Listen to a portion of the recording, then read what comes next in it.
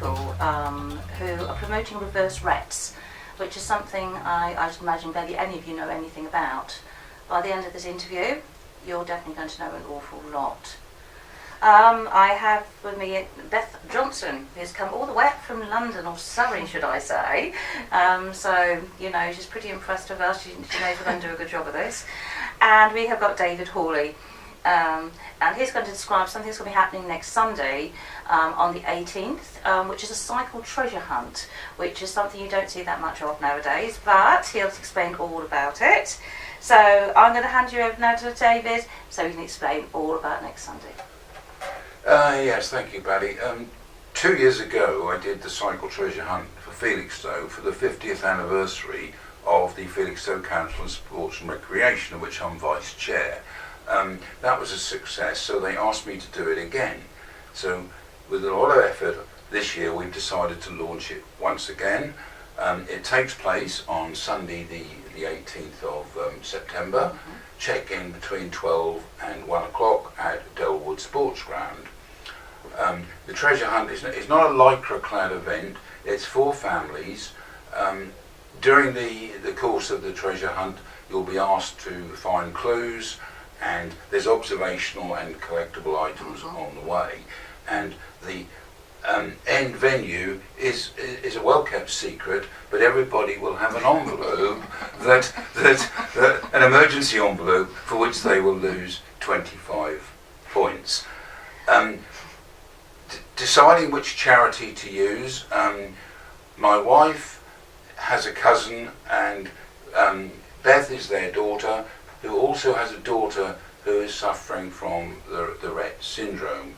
So I decided to use that as this year's charity and to promote it in this part of the country where it's not so well known. So I hope as many people as possible will be able to turn up on the Sunday.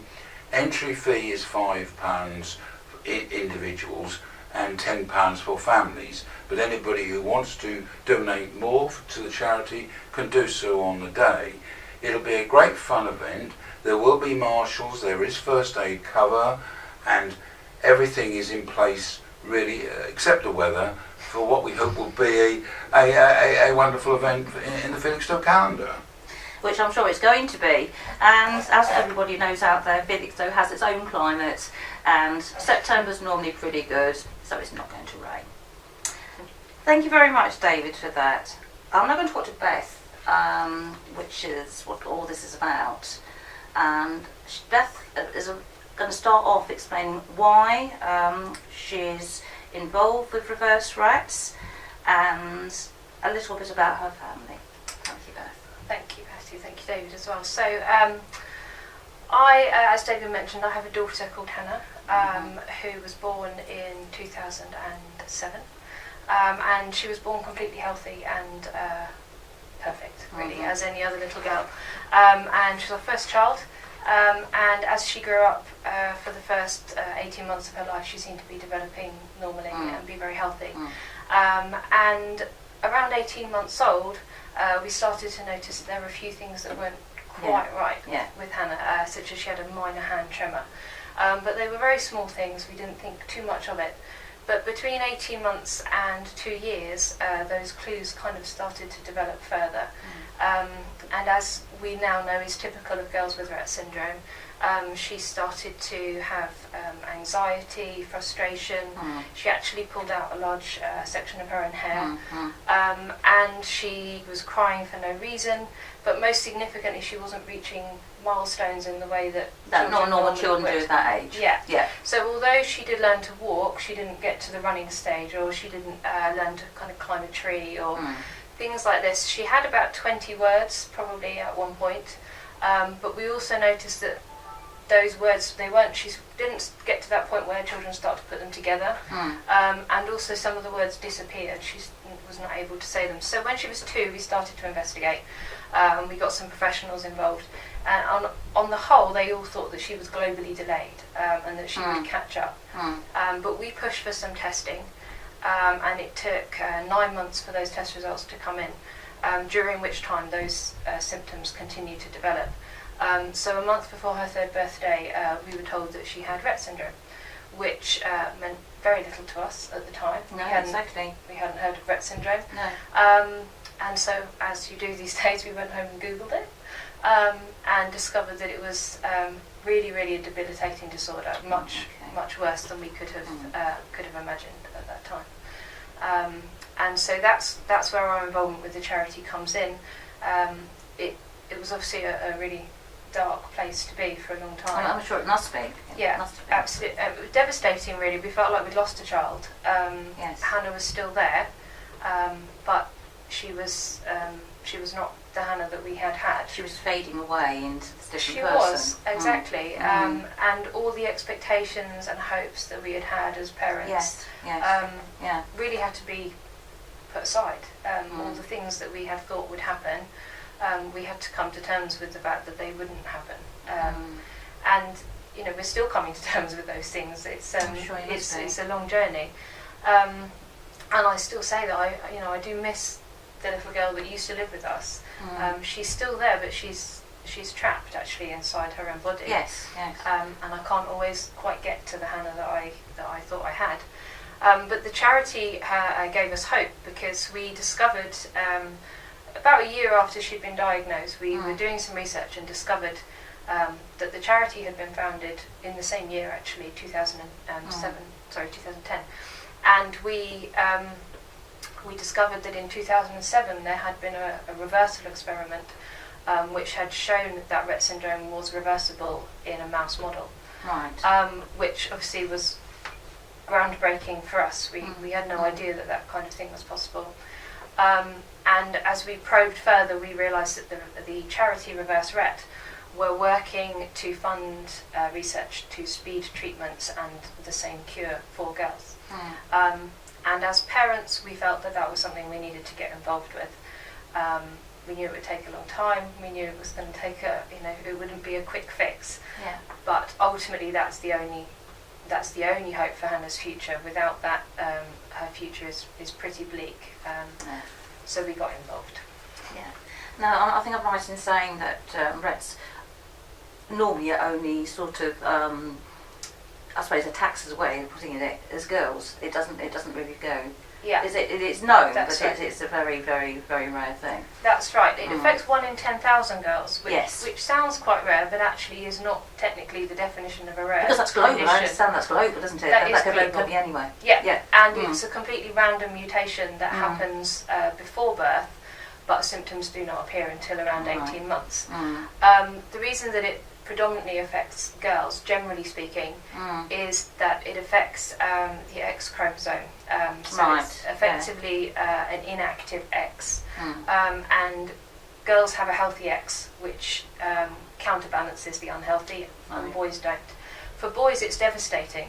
Boys can have it, the mutation can occur, but if it occurs in boys, it's so devastating that they generally don't survive birth, or if they do, maybe a very short time after birth. So it's really profoundly devastating, which I think tells you a lot about what the girls are living with. If it's that profound. Totally. Yeah. Totally. So you now work for Reverse Retts. I do. And Beth did explain to me beforehand that she's always been involved, but now she's doing it full time. So, okay, so we've got Reverse Retts in this country. How did it come about? It came about when a parent, a mum, much like me, whose girl is older, decided that this wasn't a good enough future for her daughter. And she was doing some research and trying to find out what on earth she could do. And she discovered the reversal experiment from 2007 and decided that this was something that we needed to pursue. The charity exists as Rett Syndrome Research Trust in America, and we are fundamentally the same charity but based in the UK. And since those beginnings, it's grown. We're still fundamentally quite small, but the impact that we're having is growing. Fantastic. And we are funding kind of the leading research in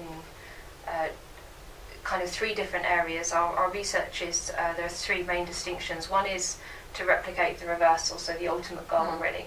The second is to use drugs to alleviate particular symptoms. So for example, a lot of girls have breathing difficulties, Hannah included, and those difficulties can become life-threatening. And they're also a big obstacle to daily life. We're increasingly finding with new technology that girls are living in an almost constant state of distress, which we didn't really understand before. Measuring physiological reactions and things, we can see that actually they are living in distress. And a lot of that is things like breathing. So if we can treat particular symptoms, we will improve quality of life, we may improve ability to learn, we may prolong life. So we fund the ultimate cure, we fund targeting particular symptoms and alleviating them, and then we also fund just science that is trying to understand the underlying causes and actually what the MECP2 protein does, and how it all works fundamentally, which would give us a better understanding for the other 2. So there's a distinction between what we fund, but it's groundbreaking and it's moving forward. Fantastic. So, okay, you've got the research going on. Obviously, hopefully, I'm sure it's going to happen. That we're going to come to that day when positive things are going to be done. Will it be in this country? Will it be in the States? I don't think we can say that. Obviously a lot of research is happening in the States, but a lot is happening here as well. Right, which is good.